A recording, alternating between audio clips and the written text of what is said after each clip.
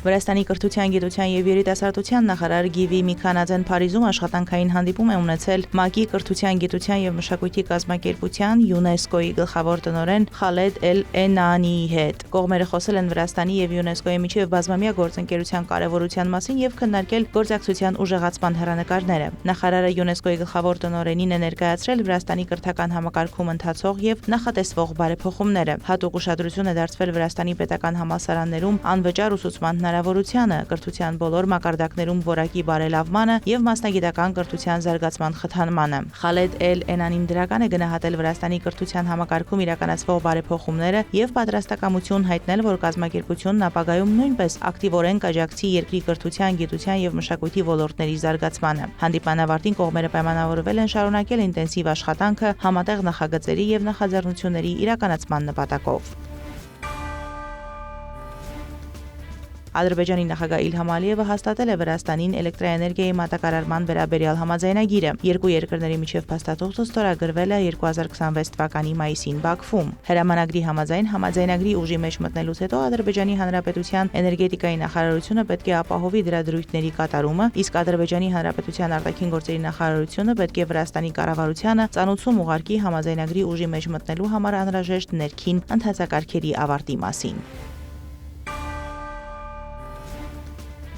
Վրաստանի ենթակառուցվածքների նախարարության ճանապարհների դեպարտամենտը միջազգային մրցույթ է հայտարարել երկիրը Հայաստանի և Ադրբեջանի հետ կապող ներկայիս մայրուղու տեղում 4 գոտիանոց բարձր թողունակությամբ ճանապարհ կառուցելու համար։ Նախագծի ընդհանուր արժեքը գնահատվում է 250 միլիոն եվրո։ Այն կֆինանսավորվի Եվրոպական ներդրումային բանկի վարկով։ Նոր մայրուղիները կձգվեն Ռուսթավի քաղաքից մինչև Կարմիր կամուրջ, Վրաստանի և Ադրբեջանի միջև սահմանային անցակետ և Ռուսթավից մինչև Սադախլո գյուղ, որը գտնվում է Հայաստանի հետ սահմանին։ Ճանապարհի երկարությունը լինի 61.3 կիլոմետր։ Ներկայում Վրաստանի, Հայաստանի և Ադրբեջանի միջև ճանապարհները երկգոտի են, որոնք հաճախ անցնում են անմիջապես բնակեցված տարածքներով։ Նոր մայրուղու նպատակն է մեծացնել թողունակությունը և նվազագույնի հասցնել խիտ բնակեցված տարածքներով անցնելու անհրաժեշտությունը։ Մայրուղիների նախագծի մրցույթն առաջին անգամ հայտարարվել էր 2024 թվականի օգոստոսին, իսկ շինարարությունը նախատեսվում էր սկսել 2025 թվականին։ Սակայն գործընթացը պաշտոնապես կասեցվեց այս տարվա մարտին ցածր մրցակցության պատճառով։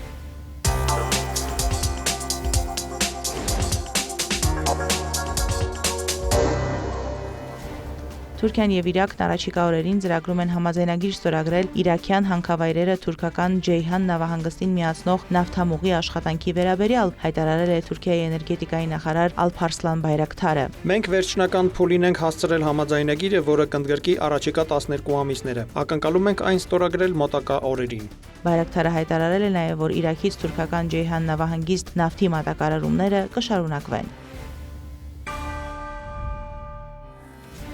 Հյուրիետ պարբերականի տեղեկություններով Թուրքիան դեռ տարիներ առաջ Ռուսաստանից ձեռք բերած S-400 հակաօդային պաշտպանության համակարգերը կվաճառի 3-րդ երկրի։ Որպես հնարավոր գնորդներ նշվում են Արաբական Միացյալ Էմիրությունները և Կատարը։ Հոդվածում նշվում է, որ երկու երկրներին էլ անհրաժեշտ են հոբ համակարգեր, Միացյալ Նահանգներ Իրան պատերազմի ֆոնին տարածաշրջանում լարվածության սրման պատճառով։ Թուրքական իշխանությունները դեռևս պաշտոնապես չեն հայտարարել գործարքի մասին։ Թուրքիան 2017 թվականին Ռուսաստանից գնել է S-400 հոբ համակարգեր, կնքելով 2.5 միլիարդ դոլարի պայմանագիր։ Արդյունքում Միացյալ Նահանգները պատժամիջոցներ է կիրառել և հրաժարվել Թուրքիային մատակարարել F-35 կործանիչների համար նախատեսված սարքավորումներ, ինչպես նաև կասեցրել Անկարայի մասնակցությունը ինքնաթիռների արտադրության ծրագրին։ S-400-ների վաճառքը կօգնի Անկարային վերադառնալ Միացյալ Նահանգների F-35 Lightning II 5-րդ սերնդի կործանիչների ծրագրին, ինչին օրերս անդրադարձել է նաև Թուրքիայի նախագահը։ Հավատում եմ, որ կառուցողական և արդյունավետ քննարկումները, որոնք մենք անցկացրել ենք իմ հարգարժան ընկերոջ Ամերիկայի Միացյալ Նահանգների նախագահ Դոնալդ Թրամփի հետ, կհանգեցնեն կոնկրետ արդյունքների,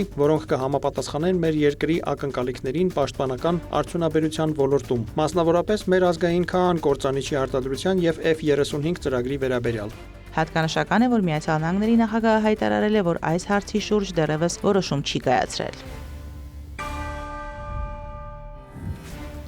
Միացյալ Նահանգների նախագահը եւ Իսրայելի վարչապետը հեռախոսազրույց են ունեցել։ Դոնալդ Թրամփը եւ Բենյամին Նեթանյահուն քննարկել են Պարսից ծոցում իրավիճակը։ Ըստ իսրայելական կողմի Թրամփը մանրամասներ է ներկայացրել Իրանի դեմ Միացյալ Նահանգների ռազմական գործողությունների մասին։ Նեթանյահուն էլ անդրադարձել է օրերս Անկարայում Թրամփ-Էրդողան հանդիպմանը, Անկարայի նկատմամբ ամերիկյան պատժամիջոցների հնարավոր չեղարկմանը եւ F-35 կործանիչների վաճառքին։ Իսրայելի վարչապետը մեղադրել է Թուրքիային հրեական պետության գոյությանը սպառնալու եւ ագրեսիվ հռետորաբանության համար։ Նեթանյահուն նաեւ ընդգծել է Իսրայելի հարևան երկրների տարածքներում անվտանգության գոտիները պահպանելու կարեւորությունը։ Թուրքիայի իշխանությունները պարբերաբար կոշտ հայտարարություններով են հանդես գալիս Իսրայելի հասցեին, նրան մեղադրելով Գազայի հատվածում ռազմական հանցագործություններ եւ ցեղասպանություն իրականացնելու համար։ 2024 թվականի մայիսից Թուրքիան դադարեցրել է հրեական պետության հետ բոլոր առևտրային հարաբերությունները։ Օրերս էլ Թուրքիայի արտգործնախարար Հական Ֆիդանը Իսրայելին անվանել է ամբողջ աշխարհի խնդիր, իսկ իսրայելական իշխանություններին բեռ, որը մարդկությունն այլևս չի կարող տանել։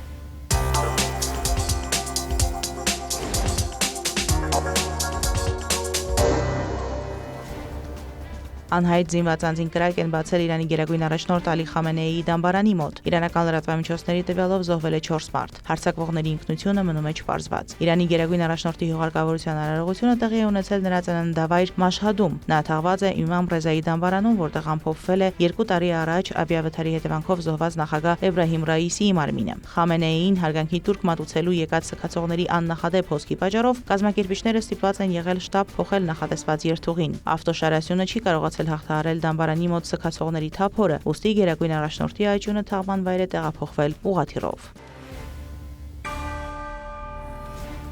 Իրանի արտաքին գործերի նախարար Աբբաս Արաղչին առանձին հեռախոսազրույցներ է ունեցել Օմանի եւ Թուրքիայի արտաքին գործերի նախարարների հետ։ Բանակցությունների ընթացքում քննարկվել են տարածաշրջանում տեղի ունեցող վերջին զարգացումները, մասնավորապես Հորմուզի նեղուցում, ինչպես նաեւ ընդհանուր հետաքրքրություն ներկայացնող այլ հարցեր։ Կողմերը կարևորել են դիվանագիտական ներուժի օգտագործումը, շփումների շարունակումն ու համակարգումը տարածաշրջանային խնդիրների լուծման եւ լարվածության աճի կանխարգելման համար։ Իրանի զինված ուժերը հարվածներ են հասցրել Պարսից ծոցի երկրներում տեղակայված Միացյալ Նահանգների ռազմական ենթակառուցվածքներին՝ ի պատասխան Իրանի հարավային, առափնյա եւ արևելյան նահանգներին Միացյալ Նահանգների հասցրած հարվածների, այս մասին հայտնում է Reuters-ը։ Ավելի ուշ իրանական լրատվամիջոցները հաղորդել են Իրանի հարավում մի շարք պայթյունների մասին, այդ թվում Բուշերում, որտեղ գտնվում է երկրի ատոմային էլեկտրակայաններից մեկը, ինչպես նաեւ Քոնարաքում, Ջողադաքում եւ Բանդար Աբասում։ Այս շաբաթվա սկզբին Կատարի եւ Սաուդյան Արաբիայի նավերին հաստված հարձակումները խախտել էին հրադադարը, ինչից հետո Միացյալ Նահանգների նախագահ Դոնալդ Թրամփը հայտարարել էր, որ հաշտությունն ավարտված է։ Իրանի Իսլամական հեղափոխության պահապանների կորպուսի ռազմածովային ուժերը հայտարարել են, որ Միացյալ Նահանգների հարվածներն ու նավարկությունը Հորմուզի նեղուցով ուղղորդելու նպատակով իրականացված միջամտությունը խոչընդոտում են նեղուցի վերաբացման գործընթացին։ Միացյալ Նահանգների եւ Իրանի բանակցողները շարունակում են քննարկել հակամարտության կարգավորման հետ կապված տեխնիկական հարցերը, այս մասին հաղորդում է CNN-ը, հղում անելով ամերիկյան աղբյուրին։ Միացյալ Նահանգները շարունակում է հանձնառու լինել խնդրի լուծմանը եւ փորձագետների մակարդակով բանակցությունները շարունակվում են, ասել է աղբյուրը։ Նա ընդգծել է, թե Վաշինգտոնը կարծում է, որ Թեհրանը դեռևս չի կատարում Միացյալ Նահանգների հետ ստորագրված փոխըմբռնման հուշագրի հիմնական դրույթները։ Նա բացատրել է, անընդունելի է, որ իրանական ուժերը կրակ բացեն Հորմուզի նեղուցում գտնվող նավերի վրա։ Հիշեցնենք, որ Միացյալ Նահանգների զինված ուժերը նոր հարվածներ են հասցրել Իրանին Հորմուզի նեղուցը նավագնացության համար բաց պահելու նպատակով։ Ամերիկյան հարվածներից հետո Իրանը պատասխան հարձակումներ է իրականացրել տարածաշրջանում ամերիկյան բազաների ուղղությամբ։ Թուրքիայում հուլիսի 8-ին անցկացված ՆԱՏՕ-ի գագաթնաժողովից առաջ լրագրողների հարցին, թե արդյոք փոխըմբռնման հուշագիրն այլևս ուժի մեջ չէ, Թրամփը կարծիք էր հայտնել, թե այն դադարեցված է։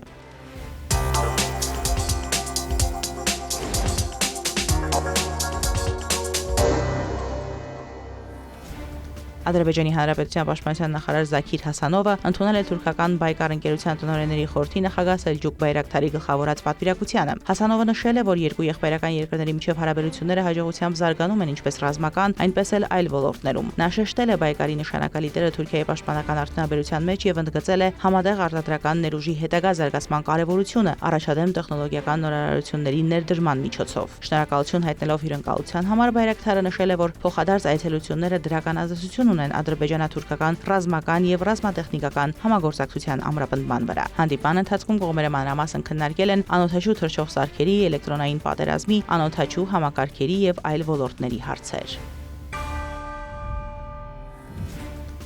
Ռուսական կողմի նախաձեռնությամբ հեռախոսազրույց է տեղի ունեցել Ադրբեջանի սննդամթերքի անվտանգության գործակալության նախագահ Գոշգար Թահմազլիի եւ Ռուսաստանի Դաշնության անասնաբուժական եւ բուսասանիտարական հսկողության դաշնային ծառայության Ռոսելխոզնադզորի ղեկավար Սերգեյ Դանկվերտի միջև։ Զրույցի ընթացքում կողմերը քննարկել են երկու երկրի միջև անասնաբուժական եւ բուսասանիտարական վերահսկողության ոլորտում գործակցությունը։ Քննարկումը կենտրոնացած էր գյուղատնտեսական արտադրանքի փոխադարձ մատակարարումների, արտահանման ընթացակարգերի արագացման եւ Ռուսաստանից Ադրբեջան արտահանվող խոշոր եւ մանր եղջերավոր անասունների նույնականացման վրա։ Բացի այդ, քննարկվել են անասնաբուժական ոլորտում տեղեկատվական համակարգերի ինտեգրումը։ Նշվել է, որ բուսասանիտարական ոլորտում ինտեգրման գործընթացն արդեն հաջողությամբ ավարտվել է։ Հեռախոսազրույցի ընթացքում քննարկվել են նաեւ անասնաբուժական դեղամիջոցների մշակման եւ արտադրության ոլորտում գործակցության հնարավորությունները։ Պայմանավորվածություն է ձեռք բերվել, որ Ադրբեջանի սննդամթերքի անվտանգության գործակալության ներկայացուցիչները շուտով կայցելեն Ռուսաստան այս ոլորտում ռուսական փորձը ուսումնասիրելու համար։ Մարոտ Հարևերդյան,